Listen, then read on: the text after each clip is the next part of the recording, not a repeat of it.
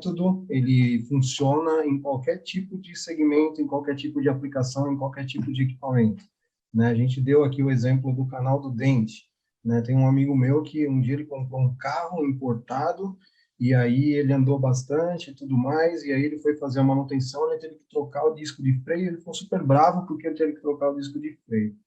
E aí o disco realmente era muito caro, mas por que que o disco danificou? Porque chegou no ponto de trocar pastilha, o carro alarmou para ele lá que precisava trocar a pastilha e não trocou, né? Em vez de gastar X reais lá com a pastilha de freio, ele teve que gastar muito mais porque teve que trocar o disco. Então, a análise, né, de solução de problema, conhecer o método, saber que se existe um alarme ali, né, e esse alarme ele está acionado, é por algum motivo. Alguém pensou nisso para acionar aquele alarme. Então, não pode simplesmente ignorar, né? Então, o método entra checklist, entra reunião, entra várias coisas que pode ser aplicado em qualquer negócio, qualquer segmento.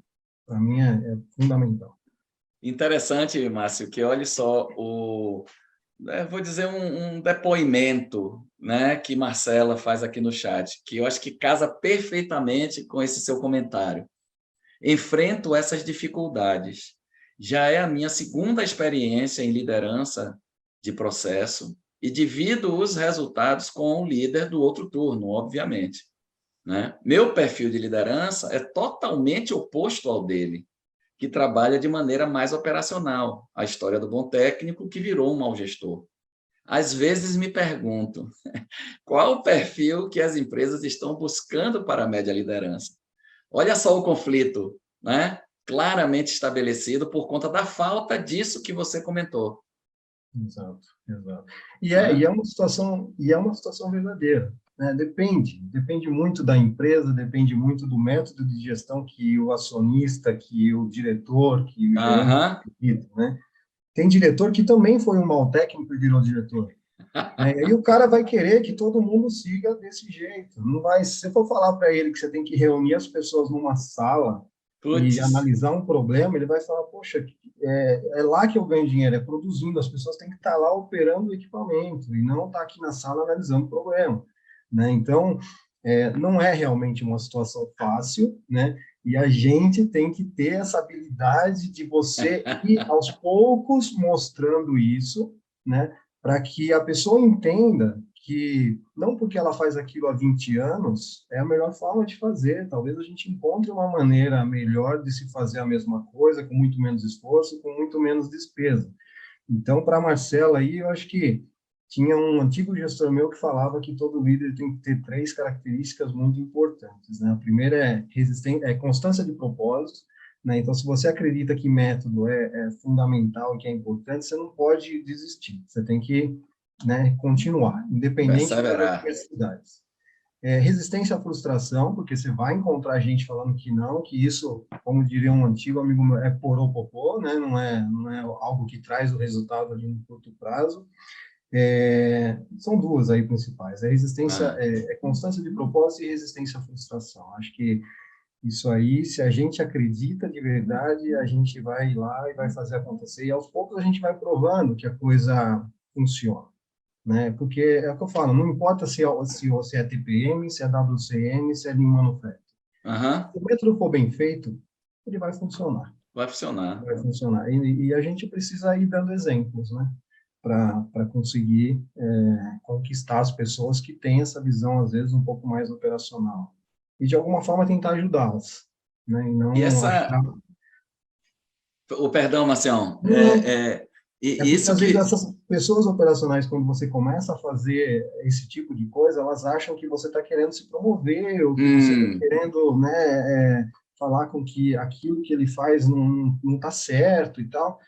Então, essa habilidade de se relacionar, de conseguir engajar, de conseguir trazer aos poucos, né, é muito importante, que você não desenvolve do dia para a noite. Isso é experiência, né? A gente já está nesse mercado aí há muito tempo, a gente já viveu isso muitas vezes e tudo. E aí, a cada experiência que você vai passando, você vai sabendo lidar com elas de uma forma melhor, né? Então, faz parte. No começo, realmente, não é fácil, mas é possível.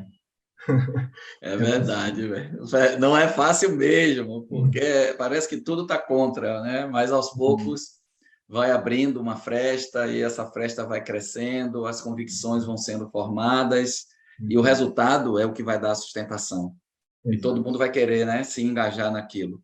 Porque é natural, a gente falou muito, e você trouxe isso também no início da sua fala, do nosso bate-papo aqui, essa questão do desdobramento, né? Indicadores, metas, ter isso bem aderente à execução. Então, acho que isso é algo imprescindível.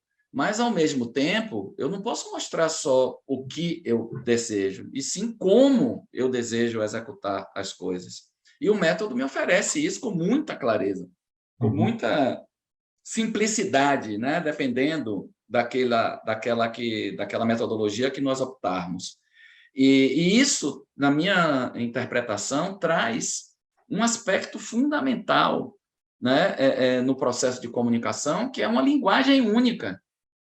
Né? Ou seja, para a gente se comunicar de forma eficaz, a gente precisa ter uma linguagem única. Nós precisamos falar a mesma língua, senão a gente não vai conseguir se comunicar.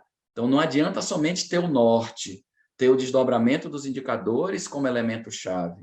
Eu também preciso ter as métricas associadas a métodos que digam como eu devo caminhar em direção àquele objetivo.